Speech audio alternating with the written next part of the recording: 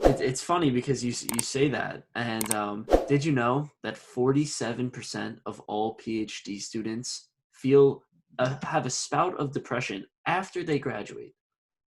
You'd expect that when they after they graduate, they're on top of the world and they're living, they're doing all these things. But if you really think about it, they're sad.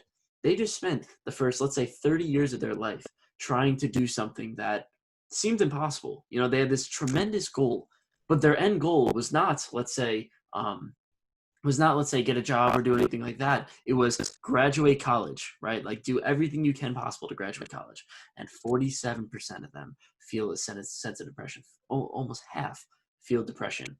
And it's really, really scary to see that us humans are almost nothing without goals, right? Without something to push us forward and make ourselves better. And trust me, I mean, I'm feeling it right now. I just published a book, right? So you'd expect. I pressed that button yesterday. I pressed it, felt happy for about 10 minutes, and then I was like, what's next? Right? What's next? Exactly. It's like, is publishing a book my end goal? It's like, maybe it's part of it, but it's not the end goal. And I think we always need to. Did you celebrate? I did a little celebration. I did. What I did. did you do? Well, we were. It was more of a COVID celebration, so I went on a few FaceTime calls and hung out with my friend. That was about it. Yeah, I think you have to do something that in a even more celebratory way. Okay. I think that's I wanted to interject that because I think we have these goals, we set out to do them, and maybe they're not that deep, right? Or maybe they are, but we spent all this time trying to do it, and we did it. So we have to celebrate the accomplishment of it, and we have to do it up, and we have to do it right. I think that's one of the things I learned through my coaching process, and is I learned it when I was receiving excellent coaching, and then I incorporated my own practice where essentially, it's like, okay, great, I did this. I'm wondering what's next, but let me spend. How long did it take you to write the book? 12 months. Let me spend 1 month celebrating every single day. Nick, I challenge you. And what's 1 month? You spent 12 months trying to do it. What's 1 month of pure celebration, of honoring it, of honoring you in what you accomplished? And that doesn't stop you going for your next thing. It's important. Like, I think we forget that because I think socially in the US anyway, we're constantly pushed to go, on to the next thing. You're probably in classes, you figuring out the next semester, you're about to graduate soonish or sometime. What's next? Oh, go. I mean, but what's a month-long celebration look like for Nick Lugo having accomplished his book? I want to know the answer. I'm going to be following up with you about that, sir. You know what? I don't know the answer, so maybe. No, you're going to start with another celebration tonight. I don't know what it is, but I want you to figure it out and tell me. And then also I'm going to follow. I'm going to be harassing you for the next month because I want to know what your celebrations are for each and every day. You spent 12 months writing this book and you're going to celebrate for 1 month. Maybe you didn't know all the details of the book. I think when you told me before you started, you didn't know. So it's the same process for the celebration. The difference is that you get to honor you as the center of it. Because, like, look at what you did. It's huge. It's massive. I think it's amazing. Interesting. I actually noticed that in my own life. I could say that if we talk about mindset, like if you place me in a box, my box is I am the grinder who's willing to work the 80, 90-hour weeks, 100-hour weeks. And, I did that during the book. I'm not really doing that now because, I did say, I'm like, yeah, that is a little much. But I noticed, I would sit there and I would work my, like, especially during book writing time, I was doing the book, podcast, and schooling at the same time. And I was sitting there. Yeah. My friend equated it to 3 full-time jobs. And I was like, that's about right. And I was sitting there and I would put in, 12, 13, whatever hour days. And he would tell me, I would be dead by the end of it. And then the next day I would wake up and I wouldn't want to do it. I'd be miserable. I'd be struggling. And then I had a conversation with my dad, and he goes, you need to reward. You need to give some sort of reward for your success. At the end of the day, you put in your 12 hours. That's fine. Like, you know, like you worked hard. Congratulations. How do you celebrate?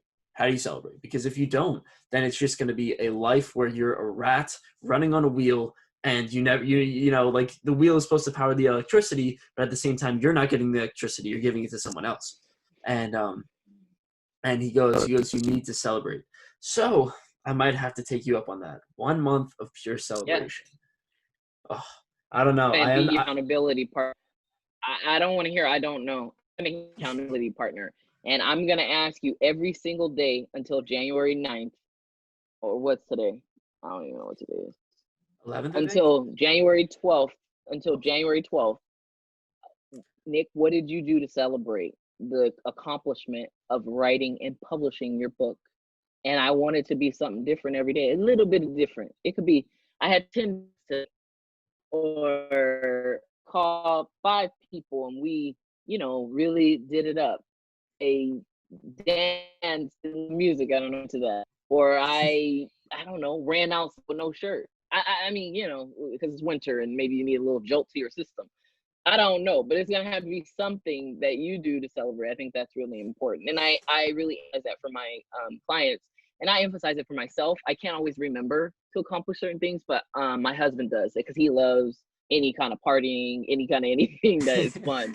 So I have a really great partner, and it's like celebrated like he finished. He's on the COVID task. He's a U.S. Public Health Service officer, so he's deployed right domestically to help with the pandemic. And he switched from the task force that was focused on swabs, and now he's going to be going to focus on the vaccine. He's trained as a pharmacist, works for the FDA 9 to 5 traditionally, but during this you know, pandemic, he's been focused on COVID-19 relief. So now he's on this one committee that is doing some really amazing stuff. You know, the FDA just vaccine, so happening there with we pop open. I'm back.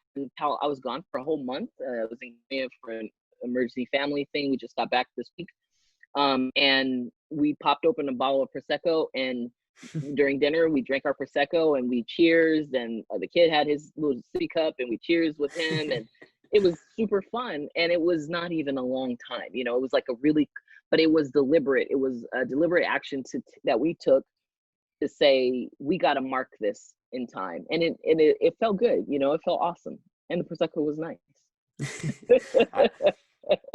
I do think that's important. I do think that's important. You're right. I think, you know, most people really struggle with, especially, you know, so you graduate, you celebrate, and let me ask you with this. So there was a story I heard. It was one of my friend's brothers. Her brother, while he was graduating, he's walking up to the graduation,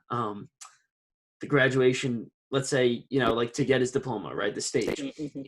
He's walking to the stage and he's crying because he says he's going to miss college and he's going to miss all the amazing experiences.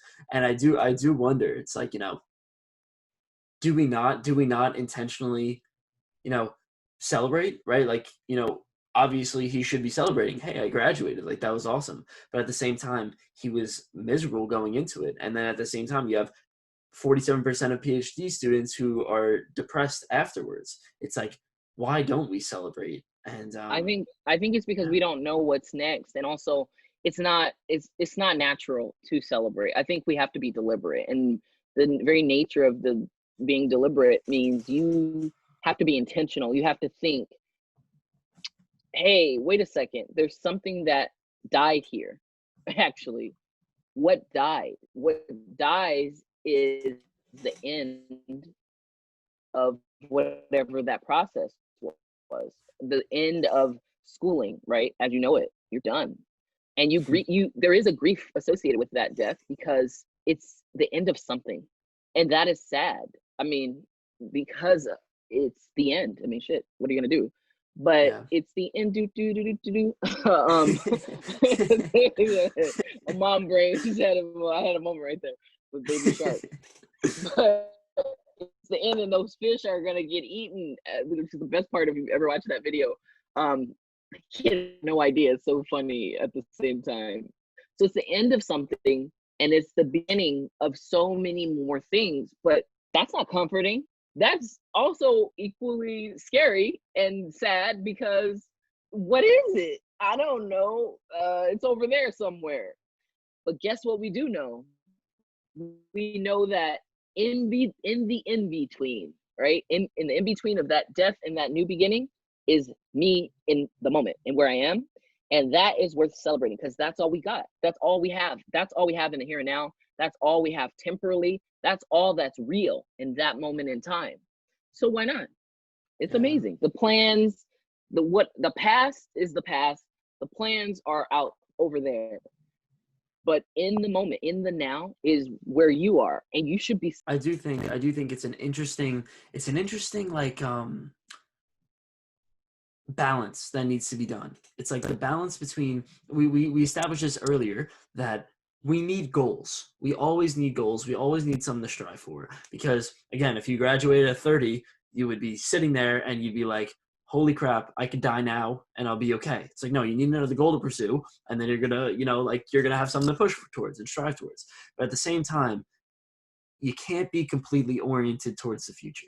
You can't be oriented towards the end goal, towards the journey, towards the result, because obviously, I think there's that commonly accepted idea that it lies in the journey. And what you're really saying is that lies in the present moment. The here and now is all that we have, and there's something beautiful about enjoying the process and enjoying the fulfillment that comes with achieving a goal.